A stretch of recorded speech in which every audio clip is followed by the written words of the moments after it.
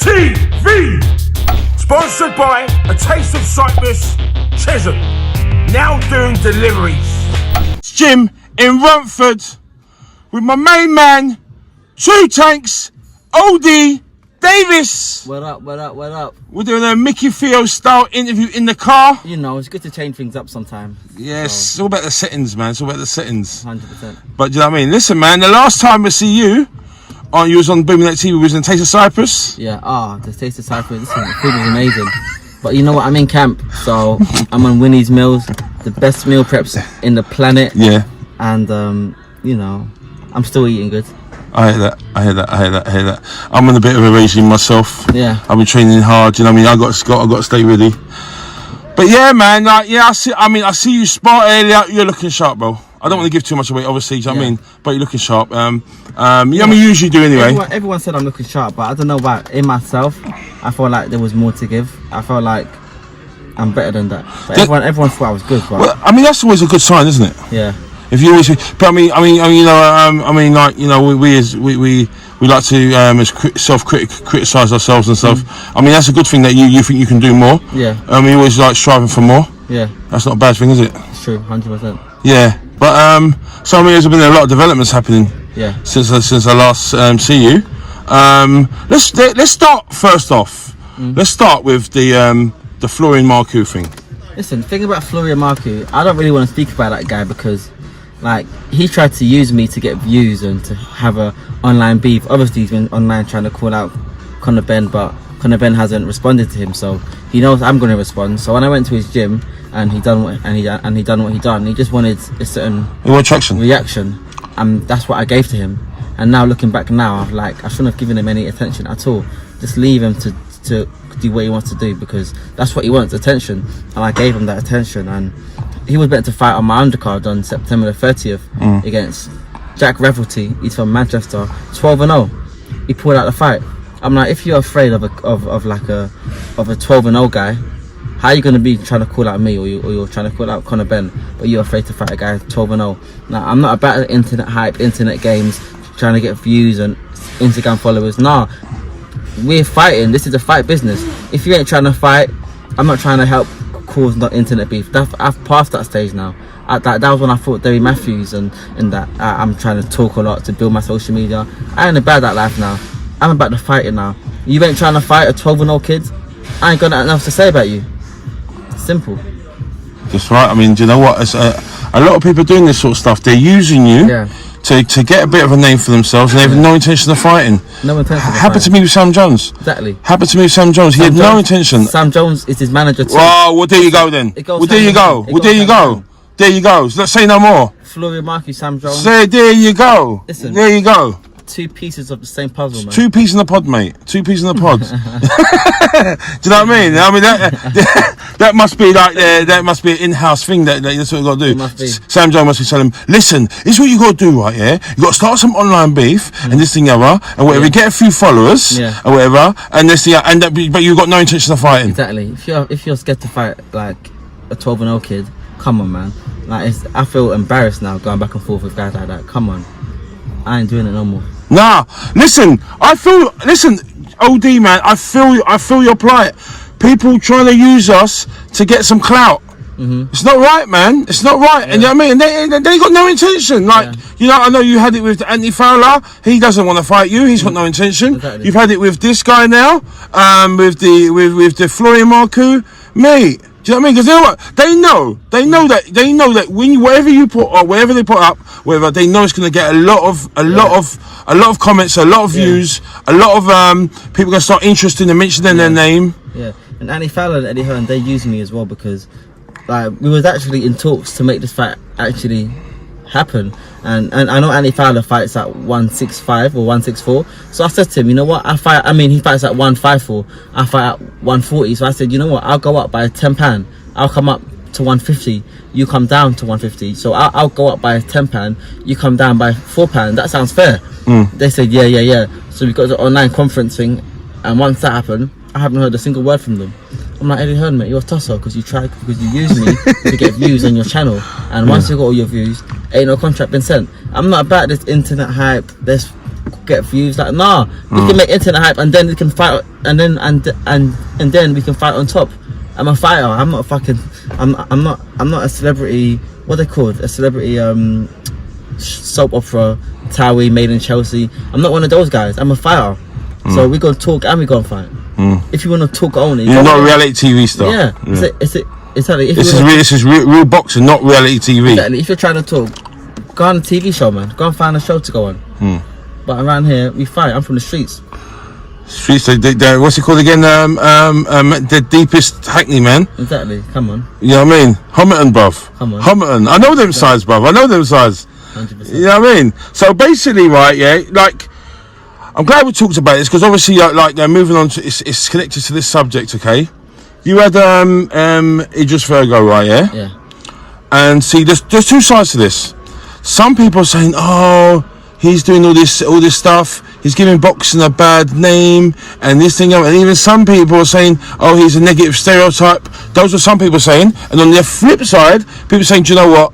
Fair play to him. He's just trying to make a name for himself. He's trying to put himself out there. He's trying to, and it's working. You know what? The way I see it, people have been asking me about this. The way I see it is before Idris Virgo done what he done, no one really heard of Idris Virgo. Not in boxing. No one really knew. I mean, to be honest with you, he was like a bit part player in Love Island. Didn't really set the world alight in TV. Yeah. But I'm not gonna slag the guy off. Fact of the matter is, in boxing, I didn't hear of him really. I didn't know who he was. Exactly. But like, look, now he's the biggest thing in boxing now. Before Idris Virgo done what he done, no one really knew of him. No. Unless you was a Love Island fan. As soon as he done what he done, bang! This guy's on everywhere now. Everyone's been talking about him. So whether they're saying good things or bad things about you, you're doing something good. Thank you. And all he's got to do now is he has to back it up, because one thing in boxing, you can't talk and not back it up. Yeah. You got to back it up, or at least try to back it up. Like I thought David Matthews, I spoke a lot, I backed it up. I thought Taylor, I spoke a lot, I tried to back it up. I come up short, but I still tried to back it up, and I gave the fans entertainment. So I can't just talk and not fight. When you talk, you got to fight too. And Idris Virgo talk to talk, and I reckon he'll be up to fight anyone. And that's what's going to help him, because before he done what he done, no one really knew about him. But now his name's on the map, and he'll be looking to get massive fight purses. He got offered 100k to fight someone the other day. Come on, like people say he's doing something wrong because they don't like him, but people like that is what makes boxing interesting. Like, look at my good friend Ricky Burns. I love Ricky Burns. He's fucking champion, world champion in 3 different weight classes. But imagine having everyone in boxing just like Ricky Burns. Or like having everyone in boxing, like, let's say Conor Bennett, another humble guy. Imagine having everyone in boxing like them. Boxing will be boring. Or imagine having everyone arrogant. It'll be too boring, because it'll be like a pantomime. So we need the Ricky Burns, we need the Idris Virgos, we need the Conor Bennett. You need the good guys and the bad guys. We need the Ohara Davies. So you need to mix it up. You need a mix. As Tony Montana says, you need bad guys so you can point your fucking finger. Exactly, 100%. So we need the good and the bad guys. If they was all arrogant, it won't work. So we need some humble, some arrogant, to mix it all up and let the personalities clash. Yeah, definitely. And that's boxing and that's business. And I played the game well. You played the game. The thing about it is, right, I mean, a lot of people have been calling Idris Virgo a B-Tech Ohara Davies. Yeah. And the same way they called Ohara Davies a B-Tech Adrian Broner, and the same way they called it people chat shit. The same way they call Adrian Broner a B-Tech Floyd. So you know, so you know, a few fighters are all using a similar blueprint. It's a blueprint. It's a blueprint. But it works. And you know what, they called me a B-Tech Adrian Broner. Listen, let me make half the money that Adrian Broner made. I'll be happy. You can call me a B-Tech Adrian Broner, but mate, I want to make some of the money that he made, and I'll be happy. So, listen, man, you know what? It sells fights. And the people that call me B-Tech Adrian Broner or call Idris Virgo B-Tech Ohara Davies, these guys are B-Tech nobodies. These guys are B-Tech nobodies, and I'd rather be a B-Tech successful person than be a B-Tech nobody. Does it make sense? Yeah, it makes a lot of sense, bro. It makes a lot of sense. But yeah, also, I mean, obviously, the way I see it is, I commented. When that happened with the water, I commented straight away, and I said, listen, this is boxing, and you got to play a good guy and a bad guy and stuff or whatever. And I'm pretty sure promoters encourage it. I'm pretty sure they do. I've known Idris Virgo for years, and listen, I know I've sparred him many times, and that isn't how he's been to me. Yeah. but in person, when I speak to him, he's a cool guy. But like Ali said, at home I'm a humble man, but I can't let the world know, because humble people I found don't get very far. That's what Ali said, and there's a truth behind it. I feel like there is a truth behind it. So it's Virgo's choosing to go down the route that he wants to go down, but just be ready to take all the stick and the hatred and the social media things that come with it. And I feel like Idris Virgo's like me. He's got tough skin. I feel like he can handle it. I feel like he can handle it. Sometimes the whole country's gonna be against you, but you know what? These people are nothing. Yeah. These people are nothing but acts. As soon as you turn your phone off, these guys don't even exist. Yeah. They only exist for as long as your phone's on. So you gotta have thick skin to play that role. And Idris Virgo, he's got thick skin, so he's doing the right thing. I heard a story once about Eddie Hearn. Apparently, before a press conference, he goes, "Right, who's going to play the good guy and who's going to play the bad guy?"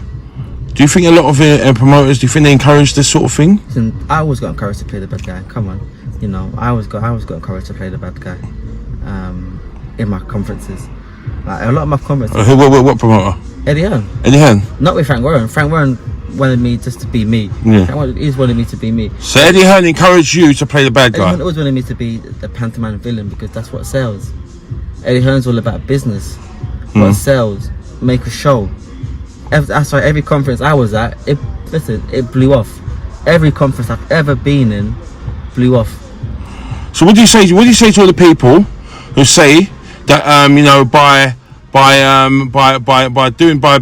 being you know, these promoters and what they're telling you to do, you're their puppet and stuff like that? Listen, I'm a puppet, but I'm getting some of that money, mate. People say that I'm a clown, but you know what I say? Struggling pays.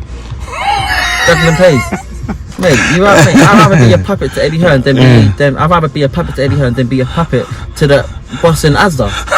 No offense to the not even the boss. Listen, and that's no offense to the guys that are in Asda. No, big up Asda. But I'd rather be a puppet. I like Asda. I would rather be a puppet to a very successful man and get the crumbs that fall off his plate than get the crumbs that falls off a plate working in like a 9-to-5 job. Come on. Yeah. It's no disrespect to anyone, but it's just business. Hey, mate, you give me the crumb that fall from Eddie Hearn's plate and say that I'm Eddie Hearn's puppet. Hell yeah, I'm his puppet. And you know what? I'll boast. I'm his puppet. This guy's worth about 100. This guy's worth about 800-900 million.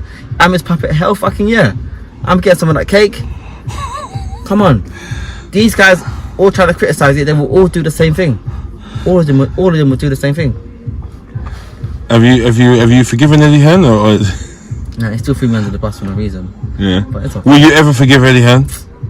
I doubt it. I doubt it. Yeah.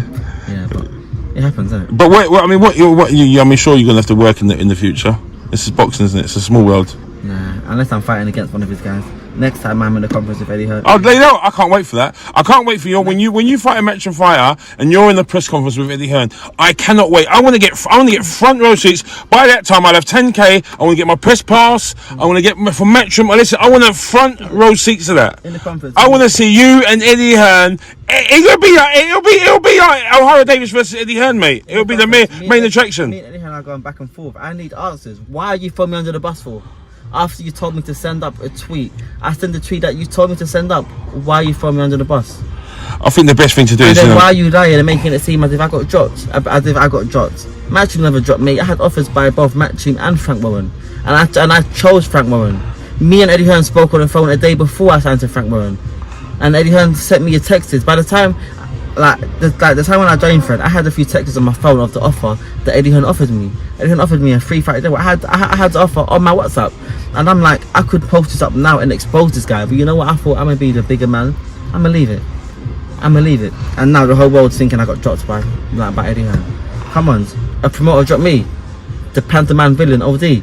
Come on, mate. I'll lose 100 fights. I ain't getting dropped by no one. They all want me because I'm an asset to everyone. Because I play the game properly.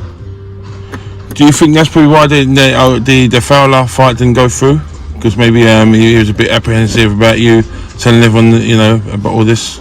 I don't know what's going. Maybe he didn't want to face you in the press conference. Yeah, I don't know what's going through Eddie Hearn's head, man. Or maybe Andy Farrell. Money. I bet he dreams about. I bet he dreams. I think People count sheep. He counts like £50 notes. I just think it didn't happen because of Andy Farrell. I think Andy Farrell just didn't want to fight. Andy Farrell didn't want to smoke. Yeah, so I think. Was you disappointed by that? I didn't really care. I got the gold. Oh mate, that's a massive fight coming up, man. Yeah. Massive fight. Me and Tyrone McKenna. That's gonna be a big fight, man, because you got a little bit of beef there as well. Yeah, it's not even beef. I just grabbed him, threw him around like a ragdoll. Yeah, but everything you do, it always make headlines. Like, he tried to make beef with me. He tried to approach me disrespectfully. I'm like, mate, when you approach me, keep 6 feet apart. Keep it 2 meters. That was before social distancing. I know, but still, listen, even before social distancing, when you approach me, keep 2 meters apart, and he come right up in my face. And I'm like, if you're trying to call some hype for the IFL camera, cool, but keep 2 feet, keep your 2 meters apart, and then we can go back and forth for the camera. But when you come in right up in my face, I'm gonna grab you, man. I'm gonna grab you and throw you around, and that's what happened. There ain't no beef. And the same way, when we go into this fight, I'm gonna treat him like he's my son, beat him. I'm gonna beat him like an angry father beats his son. I'll beat him like I got beat back in the belt. You see when your dad's angry and they get and you remember get the belt and they get the belt and you know what's about to come. Them licks. And you know what's about to come. That's how I'm gonna deal with this guy. Yeah. Because you know he's been talking too much. Yeah. He's been talking way too much. Yeah. And I don't even care about no multi-million-pound deal. So mate, you go to an MTK, they can keep their deal. I don't care about having to sign a multi-million-pound deal. I honestly don't give a toss about that. I just want to beat this guy like I'm his daddy. That's all. Honestly, like people think you know, sometimes I'm in the gym and they're talking OD. You know what? You can change your family's life. You can change your family's life. You got all this massive deal about to come, and I'm like, yeah. But you know, honestly, deep down inside, I don't care about no deal. I don't care about no deal. That's not my motivation in winning this fight. My motivation to win this fight is to go and destroy that motherfucker. I will destroy that motherfucker. So it says there's no emotions, it's just strictly business. Just anger. You're angry? Angry? I'm gonna take him to hell. How have you prepared for this fight? Hard work, dedication. Hard work, dedication. Working harder than I've ever worked before. I'm sharper, I'm faster, I'm fitter, my weight's good, I'm mentally in the right place. He better hope this fight don't go through. Is it the same? Is it you preparing for this fight the same as you do every other fight? No. This one's a bit more special. This fight will be the best of Ohara you'll ever see. The best of OD. Yeah. 2 tanks. Yeah. So I don't know if I can do this again. Because to this camera, I've worked so hard and got myself in such good shape. I don't know how many times I could do this again. How do you mean? I've worked so hard for this fight. This might be the best me you ever see. The best. This could be vintage OD. On Twitter, is it the end of the month? 31st of September? 30th of September. We're going to see vintage OD on the golden contract final. You're going to school him? Are you going to knock him out? Is there any clues? I'm going to school him and then I'm going to knock him out. He's going to do both. Yeah. You know, people like him, they got a chin, so you can't just go in there round one and bang him out. You've got to school him first, make him a bit confused, and then bang, you finish the motherfucker. Serious chat, man. Smoke talk, man. That's what we like. This is what we like on Booming TV. We like this sort of talk. Smoke talk. We like this, you know what I mean? Like controversy. We got it all. Booming TV. Yeah, come on. Ohara Davies, man. Always a pleasure to see you, bro. Good to see you always, man. Always, man. And listen, I can't wait to watch you do the business. Can't wait to see beat this guy. It's gonna be a great fight. It's just gonna add more to the OD legacy. I can't wait. I can't wait. So listen up, man. So listen, thanks for coming on to the channel. Make sure you like, comment, subscribe. Booming TV. We out. Booming TV.